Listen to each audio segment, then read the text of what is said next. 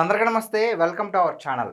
Present మనతో పాటు గెస్ట్గా ఉన్నారు పొలిటికల్ అనలిస్ట్ శ్రీలీల గారు. మేడం నమస్తే అండి. నమస్తే అమ్మా. మేడం, సినిమా రంగంలోకి ఎవరు వచ్చినా సరే, అమ్మాయి అయినా అబ్బాయి అయినా మంచిగా నటించాలి, అందరి ప్రజాదరణ పొందాలి, కుటుంబంలో ఉన్న ప్రతి ఒక్కరిని బాగా చూసుకోవాలనుకుంటారు. అలాగే సినిమా రంగంలోకి ప్రవేశించినటువంటి పూనం కౌర్ అనే ఒక నటి రీసెంట్గానే, అంటే చాలా కాలం తర్వాత సినిమాల్లోకి దూరం అయిపోయింది. చాలా కాలం తర్వాత ఒక ఇంటర్వ్యూ ఇచ్చింది. అందులో ఏమన్నారంటే, కడప నుంచి కొంతమంది మనుషులు వచ్చారు, ఒక పెద్ద స్టార్ హీరో మీద ఎలిగేషన్స్ చేయాలని చెప్పి, ప్రెస్ మీట్ పెట్టాలని చెప్పి నన్ను బెదిరించారు. నాకు పదవులు ఇస్తాం, అది ఇస్తామని చెప్పారు. ఒప్పుకోకపోతే కనుక నీ పర్సనల్ వీడియోస్ మా దగ్గర ఉన్నాయి, మేము రిలీజ్ చేస్తాం సోషల్ మీడియా అని చెప్పి బెదిరించారు అని చెప్పేసి ఆవిడ చాలా అంటే చాలా బాధపడ్డారు. దీని గురించి ఏమంటారు? ఇలా బెదిరించింది ఎవరనుకుంటున్నారు మీరు? అంటే ఇక్కడ ఆవిడ మాట్లాడిన మాటలు కానివ్వండి, మనం ఇప్పుడు సోషల్ మీడియాలో ఏదైతే దానికి సంబంధించిన కొన్ని పోస్టులు వైరల్ అవుతున్నాయో దాన్ని బట్టి అర్థమైంది ఏంటంటే, వైఎస్ జగన్మోహన్ రెడ్డి ఆ పార్టీ దాంట్లో ఉన్న కొంతమంది మనుషులు ఆవిడని టార్గెట్ చేశారు. అంటే ఆ పెద్ద స్టార్ హీరో అంటే పవన్ కళ్యాణ్ గారండి? ఖచ్చితంగా. ఎందుకంటే పోసాని కృష్ణమురళి, ఇంకా ఆయన గురించి ప్రత్యేకంగా ఎవరో కూడా చెప్పనవసరం లేదు. అందరికి తెలుసు ఆయన ఎవరు ఏంటి, ఆయన భాష ఏంటి, మరి ఆయన మాట్లాడే మాటలు ఏంటి, మరి ఆయన బాడీ లాంగ్వేజ్ ఏంటి, మరి గతంలో ఆయన ఎన్ని పోలీస్ స్టేషన్లు తిరిగి వచ్చాడు. అన్ని పోలీస్ స్టేషన్లు తిరిగాక ఆయనకి కొంచెం జ్ఞానోదయం అయ్యి దండం పెట్టేసి ఫస్ట్ ఏమో బెదిరించాడు, నన్ను చంపేయండి, ఉరిదీయండి, నిలువున నరికేయండి అని. తర్వాత బ్రతిమలాడుకున్నాడు, దయచేసి నన్ను వదిలిపెట్టండి, నేను అన్నీ చెప్పేస్తాను అని. మరి ఏం చెప్పాడంటే, సాక్షి నుంచి స్క్రిప్ట్ వస్తుంది, వాళ్ళు చదవమంటే చదువుతాను, తిట్టమంటే తిడతాను, కొన్ని సొంతంగా నేను తిట్టినవి కూడా ఉన్నాయి దానిలో. విచక్షణారహితంగా మంచి చెడు అనేది లేకుండా అక్కడ ఆడపిల్లలను కూడా నేను ఈ విధంగా మాట్లాడుతున్నాను అనేది కూడా మర్చిపోయి ప్రవర్తించిన తీరు. మరి ఆ తర్వాత దాని గురించి సజ్జల భార్గవరెడ్డి, మరి ఆయన సోషల్ మీడియా టీము వాళ్ళకి ఇతను స్క్రిప్ట్ పంపించడం, చదివిందంతా కూడా వాళ్ళు వైరల్ చేయటం, అది వాళ్ళది. మరి పూనం కౌర్ ఎవరైతే ఉన్నారో ఆవిడ గురించి కూడా ఈయన ప్రెస్ మీట్ పెట్టడం, మరి ఆవిడ ప్రెగ్నెంట్ అయ్యింది ఈ స్టార్ హీరో వల్ల అని చెప్పేసి చెప్పటం, మరి ఆ అమ్మాయికి అప్పుడే మ్యారేజ్ ఫిక్స్ అయ్యి ఉండి ఆ మ్యారేజ్ కూడా క్యాన్సిల్ అవ్వటం, ఆవిడ తల్లికి హార్ట్ అటాక్ రావటం, ఇంకా వాళ్ళ ఫ్యామిలీ అంతా ఏ విధంగా అతలాకుతలం చేసేసింది వైఎస్ఆర్సీపీ పార్టీ. అంటే ఒక్క చిన్న రూమర్ మొత్తం ఆవిడ జీవితాన్ని నాశనం చేసేసింది. అంతే కదా. మరి ఈ రోజున మహిళలు మంచి బట్టలు కట్టుకో అంటే ఏం జరిగిందో చూసాము. మహిళలు మరి ఏ విధంగా ఉండాలో చెప్పుకుంటున్నాము. మరి అలాంటి మహిళలు మరి మనకి చాలా ఆదర్శంగా, లేకపోతే జాతికి స్త్రీ ఒక శక్తి అని చెప్పేసి మనం చెప్పుకోవటం, మరి అట్లాంటి స్త్రీని వీళ్ళు ఎంత అగౌరవంగా చూస్తున్నారు. ఈ రోజున దీనికి ఫస్ట్ మాట్లాడవలసింది ఆర్కే రోజా, రజని, లేకపోతే గతంలో వాళ్ళ హోమ్ మినిస్టర్గా చేసిన సరిత, వీళ్ళందరూ ఉన్నారు, హోమ్ మినిస్టర్ చరిత, వీళ్ళందరూ వాళ్ళు కూడా వచ్చి మాట్లాడాలి. లక్ష్మీ పార్వతి వచ్చి మాట్లాడాలి. మరి వాళ్ళ జగనన్న చేసిన మోసాలేంటి, వాళ్ళ జగనన్న చేస్తున్న దౌర్జన్యాలేంటి, వాళ్ళ జగనన్న మరి కూటమి ప్రభుత్వం మీద ధైర్యంగా ఎదుర్కోలేక దొంగ చాటుగా ఇలా పిల్లుల్లాగా ఎందుకు ఇలాగా పిల్లి బుద్ధి చూపించుకుంటారు. పిల్లి అంతే, నువ్వు ఎంత పెంచు దాన్ని ఏదో విధంగా వెళ్ళి దొంగతనంగా తినేసి వస్తుంది. మరి నువ్వు ఇలాంటి వ్యక్తులు అనమాట.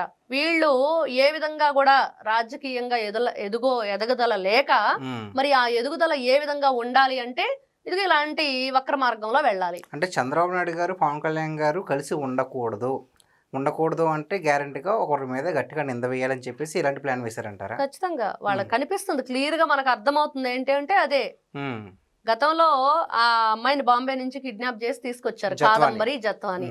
మరి ఆవిడ పరిస్థితి ఏంటి ఆ రోజున? ఎందుకు తీసుకొచ్చారు అంటే, ఎవరు తీసుకొచ్చారు అంటే, ఏ విధంగా తీసుకొచ్చారంటే అన్నీ వచ్చినాయి. ఐపీఎస్ఎల్ని పోలీస్ స్టేషన్లో ఖైదీలాగా నిలబెట్టిన ఘనత జగన్మోహన్ రెడ్డిది. ఐఏఎస్ శ్రీలక్ష్మిని ఏ విధంగా వీళ్ళ నాన్న వీళ్ళందరూ కలిసి ఈ సంతకాలు మార్ఫింగ్ చేసేసి ఆవిడని ఏ విధంగా వీళ్ళు జైలుకు పంపించారో కూడా మనం చూసాం. అంటే వీళ్ళ చరిత్ర ఏంటి, వీళ్ళు ఏ విధమైన పరిపాలన అందించారు, ఏ విధమైన కట్టుబాట్లు వీళ్ళ పార్టీకి ఉన్నాయంటే ఆ పార్టీకి కట్టుబాట్లే లేవు. నా పొంద ఏమన్నా ఉన్నాయా రూల్స్ రెగ్యులేషన్స్ దానికి? ఇదిగో ఈ క్రమశిక్షణ, ఈ విధంగా క్రమశిక్షణ, ఇదిగో దీన్ని మీరు ఉల్లంఘిస్తే మీకు ఇట్లాంటి చర్యలు కూడా. ఈ రోజున టీడీపీ ఉంది, వాళ్ళ పార్టీలో ఏంటంటే ఎవరైనా సరే మహిళల్ని అగౌరవపరిచినా, ఇట్లాంటివి ఏదైనా దురుసుగా మాట్లాడినా, తూలినా కూడా వెంటనే పార్టీ నుంచి సస్పెండ్ చేయటం, వాళ్ళకి ఇంకా పార్టీలో ఎటువంటి పదవులు లేకుండా పార్టీ నుంచి దూరం పెట్టేయటం. మరి అంత కఠినమైన చర్యలు తీసుకుంటున్న టీడీపీ మరి ఏ విధంగా ముందుకు వెళుతుంది? వైఎస్ఆర్సీపీ పార్టీ ఏ విధంగా సొంత చెల్లెల మీద కూడా ఆవిడ కట్టుకున్న చీర మీద మరి ఆవిడ ఏదైతే ఆవిడ క్యారెక్టర్ మీద నీచంగా పోస్టులు పెట్టించే భయంకరమైన దానిలో వాళ్ళు ఉన్నారు. మరి అలాంటి వ్యక్తులు మరి ఎవరైతేనేమి వాళ్ళకి కావాల్సింది ఏంటి, వాళ్ళ టార్గెట్ ఏంటి? పవన్ కళ్యాణ్. పవన్ కళ్యాణ్ ని టార్గెట్ చేసినప్పుడు ఏ విధంగానైనా సరే మనం అతని మీద ఇబ్బందికరమైన పనులు మాటలు అనిపించేసి అక్కడ ఒక ప్రాపకాండ చేసి సొసైటీలో ఆయన ప్రెస్టేజ్ ని దిగజార్చే విధంగా మనం చెయ్యాలి అనే దాన్ని టార్గెట్ గా పెట్టుకున్నారు. అది జరగకపోగా చివరికి ఆ అమ్మాయి జీవితం సర్వనాశనం అయిపోయింది. అంటే గతంలో ఎవరైతే ఈ పోసాని మురళీకృష్ణ గారు ఉన్నారో ఆయన ఈ విధంగా పవన్ కళ్యాణ్ గారు ఈ విధంగా చేశారు, లైంగిక దాడులు చేశారు, ఆవిడ గర్భం కూడా దాల్చారు అని ఈ విధమైన మాటలు చెప్పారు కదా. నిజంగానే అలాంటి దాడులు జరిగితే ఈవిడికి వచ్చి ఎందుకు చెప్తారు? ఆవిడే ఒక ప్రెస్ మీట్ పెట్టి లేదంటే ఏదో గందరగోళం చేస్తూ ఉంటారు కదా. సో ఇలాంటివన్నీ కూడా చూస్తుంటే ఏదో విధంగా కుంపడి పెట్టాలి. ఇప్పుడు ఒక్క చిన్న రూమర్ వల్ల ఆ అమ్మాయి జీవితం మాత్రం నాశనం అయిపోయింది, వాళ్ళ అమ్మగారికి హార్ట్ అటాక్ అయింది, మంచి లైఫ్ పోయింది సినీ ఇండస్ట్రీలో కూడా. మరి ఇలాంటి వాళ్ళ గురించి ప్రభుత్వం ఏ విధంగా చర్యలు తీసుకోవాలంటారు? అంటే మరి ఇప్పుడు దాకా పోసాని గారు జైల్లో ఉన్నారు, బయటకు వచ్చారు, మళ్ళీ ఇప్పుడు ఈ విషయం బయటకు వచ్చింది కదా, మరి దీని మీద ఏ విధంగా రెస్పాండ్ అవుతారంటారు? ఫస్ట్ వాళ్ళ ఆస్తులు అటాచ్ చేయాలి. ఎందుకంటే వాళ్ళు మనం చూస్తాం నాన్వేష్. అవును, మరి అతను కూడా అదే కదా.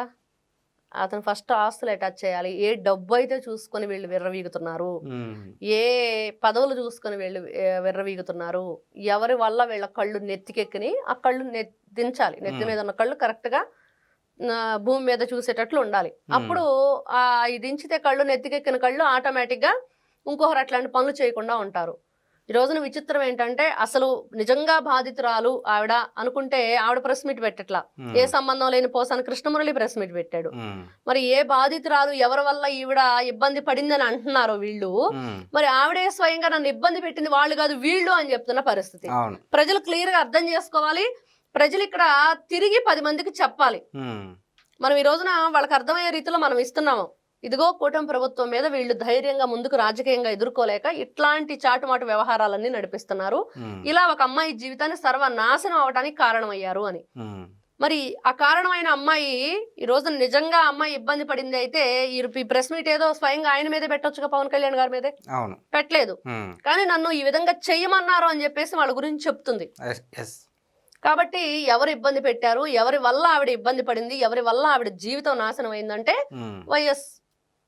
YS Jaganmohan Reddy, YSRCP party, Posani Krishna Murali.